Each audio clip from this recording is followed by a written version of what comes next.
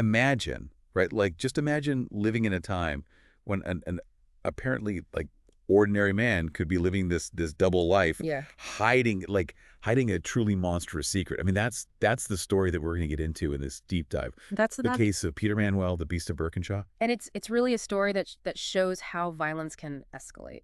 Yeah. You know, from childhood to Right. a horrific series of murders and just how it terrorized Scotland in the 1950s. Absolutely. And we're pulling, I mean, our insights for this case are coming from episodes 583 and 584 of the Morbid podcast. Oh yeah, I love that podcast. Yeah. So we're talking about, I mean, hours of research, firsthand accounts, really, insightful stuff. Yeah. Yeah, and they break it down really well. Yes, they do. Into like a clear narrative so you can follow along. Yes, and they do it in a way that really helps you understand it.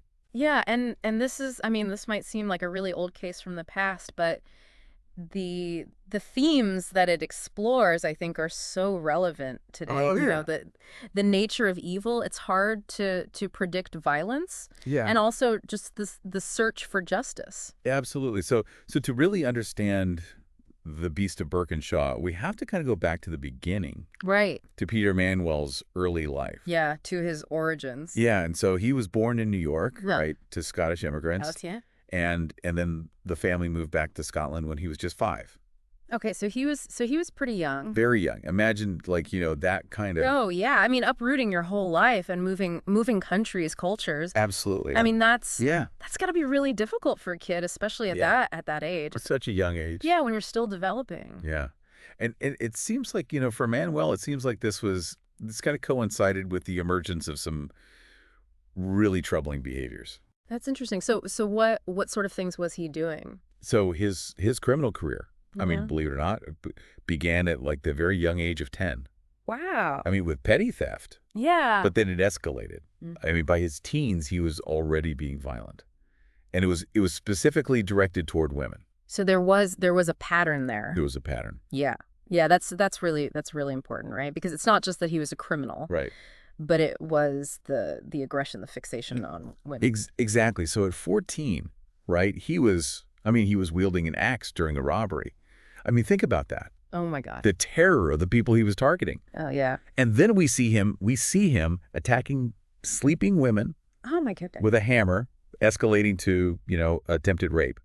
And each act is more brazen, more violent than the last. Yeah, he's clearly escalating. Absolutely. Yeah, it's a scary pattern. Absolutely. And this is where it really takes a dark turn. Because the psychological evaluations from this period labeled him a psychopath. Oh, wow. Which, Which back then, I mean, that's yeah. totally different. I mean, that's a totally different diagnosis back then than it is now. Yeah. Yeah. It basically meant that he was, beyond rehabilitation. Mm-hmm. Like there was no hope. Yeah, a lost cause. And so, you have to wonder, could anything have been done to intervene? Was there any way to stop him before he crossed that line? Yeah. From violent criminal to cold-blooded murderer. That's the $1 million question, isn't it? I mean, that's what makes these cases so fascinating and so frustrating, you know, because you just want to know if there was something more that could have been done. Absolutely. So it's a question that really haunts this case. Okay. But before we even get into, grappling with that, let's move on to 1955 and the first murder officially attributed to Peter Manuel. Oh, okay. The murder of 17-year-old Ann Naylands. 17? Oh my God. I know. So young. So young. And by all accounts, Ann was, she was a typical teenager, working, living with her parents, enjoying nights out with her friends. And the Morbid podcast does such a good job of painting this really vivid picture of her life. Uh-huh. Her love of dancing, her excitement about, going on this date with a young soldier that she had met at a dance hall. Right. And it just makes her murder all the more tragic. Yeah. Yeah. Yeah, it really does. It emphasizes just the randomness of it. You Yeah. know, she was just In the wrong place at the wrong time. That's the wrong place at the wrong time.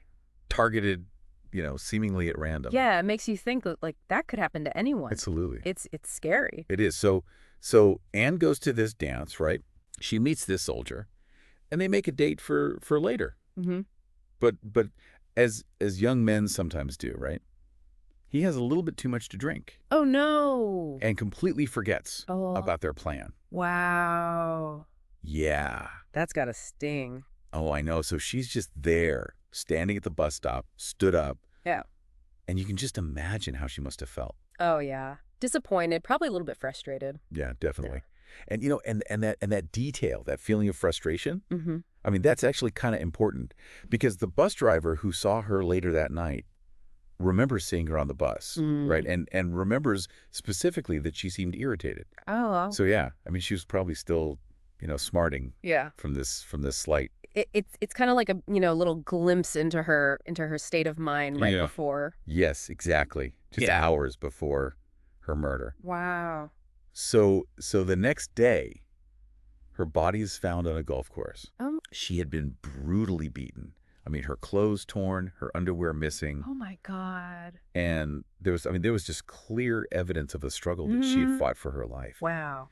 And despite, you know, people having, you know, strong suspicions about Peter Manuel, you know, he was even seen with fresh scratches on his face around this time. The police just could not find enough evidence to tie him to the crime. Oh my God. Yeah. And so the case went cold. Wow. That's terrifying. I know, it's terrifying. Yeah. A community in fear, right. And a killer free to strike again. That's a nightmare. So less than a year later, right? Another just horrific crime really rocked the community, shattered any kind of peace that had, you know, been restored. Right. And this time the victims were a whole family. Yeah, I mean, it's... Marion Watt, her daughter Vivian, it's unimaginable. And their Aunt Margaret Brown, they were all found, you know, brutally murdered in their own home. Yeah, you can't... it's hard to even fathom the horror of that whole scene. A family wiped out, their safe haven violated. Right. And the husband, William Watt, was away on a fishing trip. Oh, wow. Yeah, so the women were vulnerable. Yeah, and Morbid goes into such, you know, detail about it. Yeah. And it's chilling. The brutality of the attack, the bodies like carefully staged, and there's this one detail that we see again and again with Manuel, cigarettes stubbed out on the carpet. Right.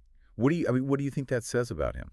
I mean, I think it just shows that this wasn't just about violence. It wasn't just about taking a life. It was about power and control. Right. And it's almost like a need to defile. You know, to leave his mark. Right, to leave his mark on the victims. For victims and their home. Yeah. It's like he wanted to kind of like insert himself into their lives, even in death. Yeah.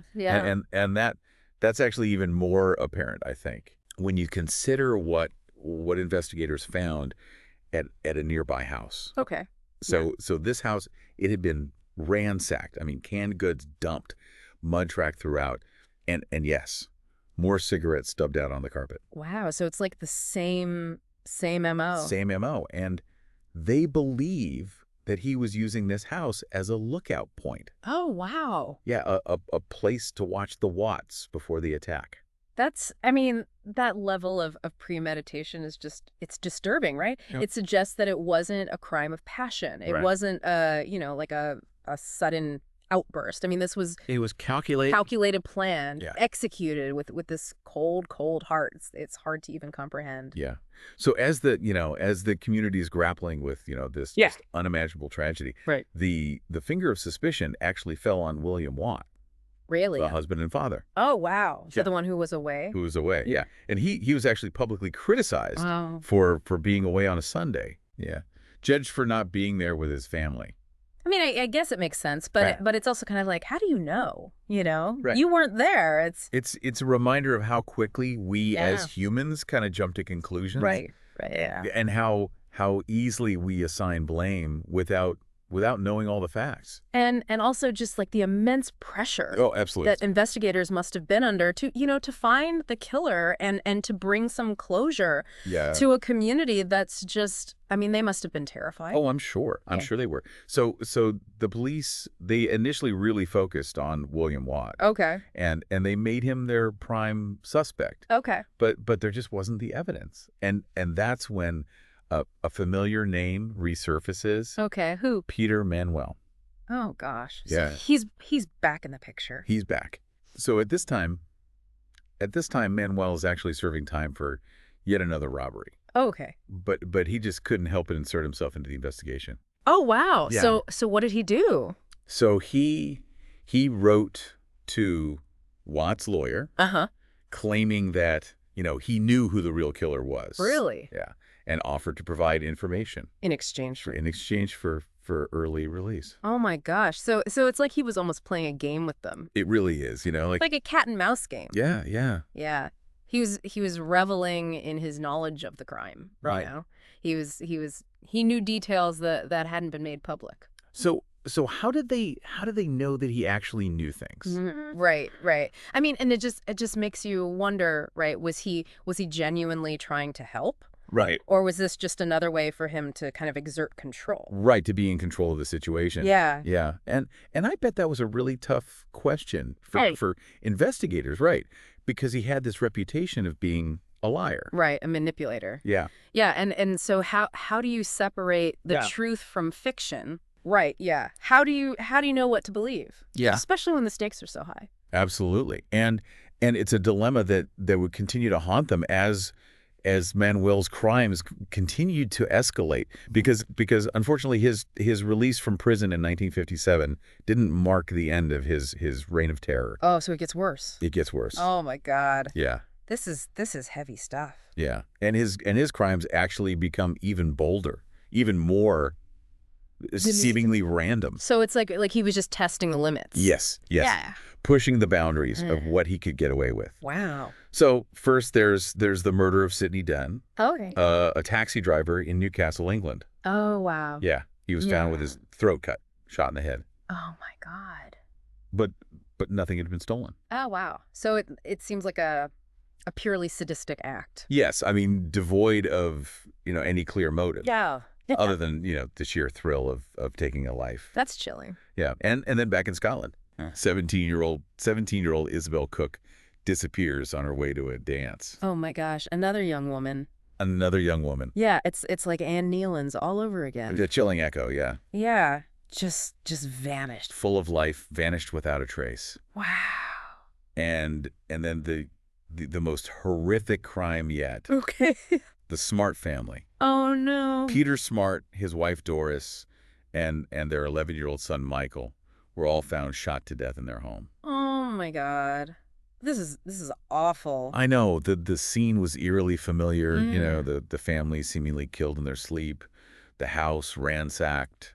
No signs of forced entry. And of course, the cigarettes. Uh-huh. That chilling calling card left behind. Oh my gosh. It's like a pattern you can't ignore. Right. It's a pattern that was impossible to ignore. And this time the evidence would finally lead back to Peter Manuel. Yeah. And it's almost unbelievable, right, how brazen he got after the Smart family murders. Oh, really? What did he do? He went back to the house. What? Why? Why?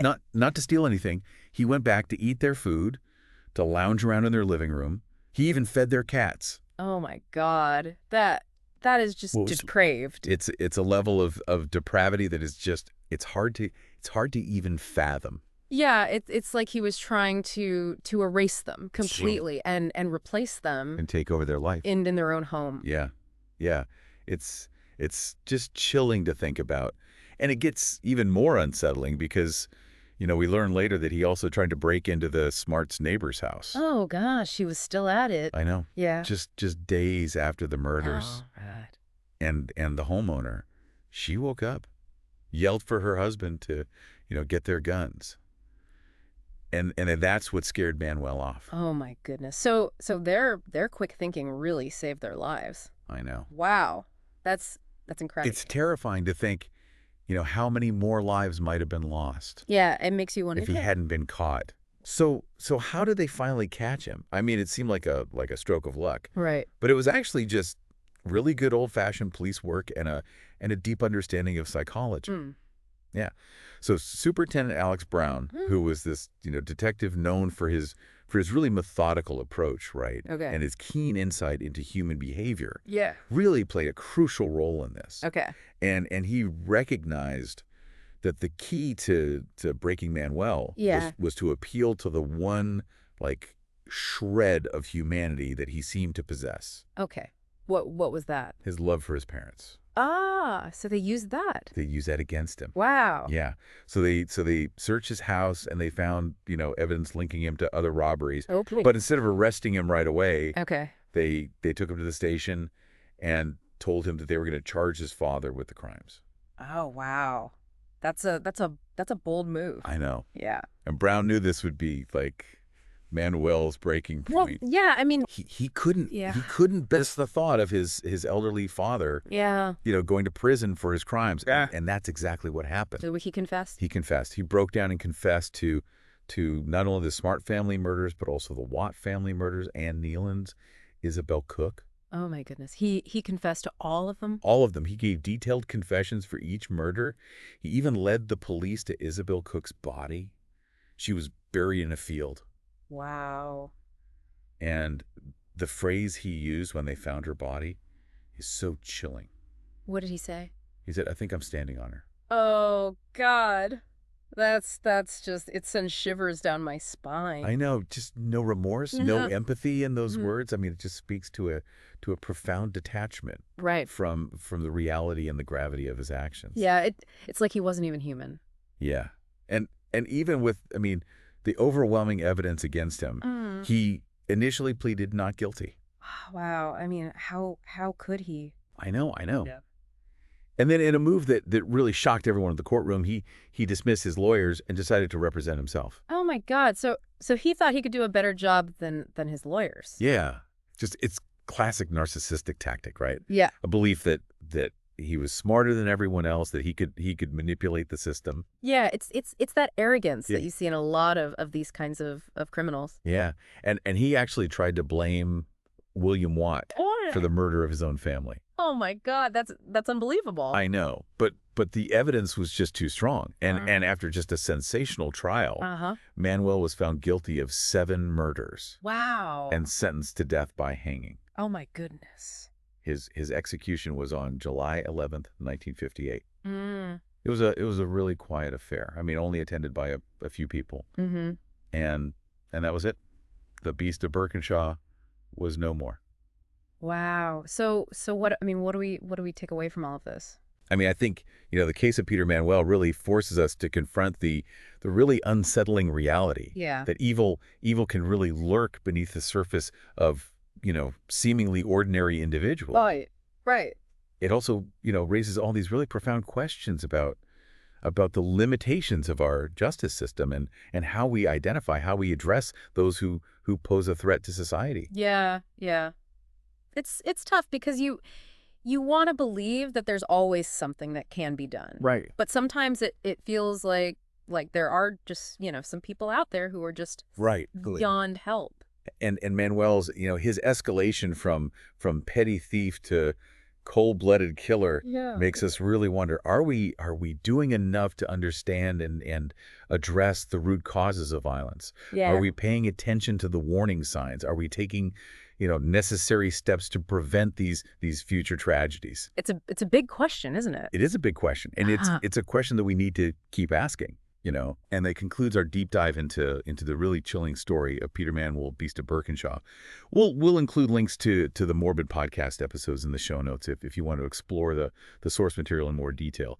And if you found value in these explorations of these complex and thought-provoking topics, make sure you subscribe to the deep dive so you don't miss future episodes.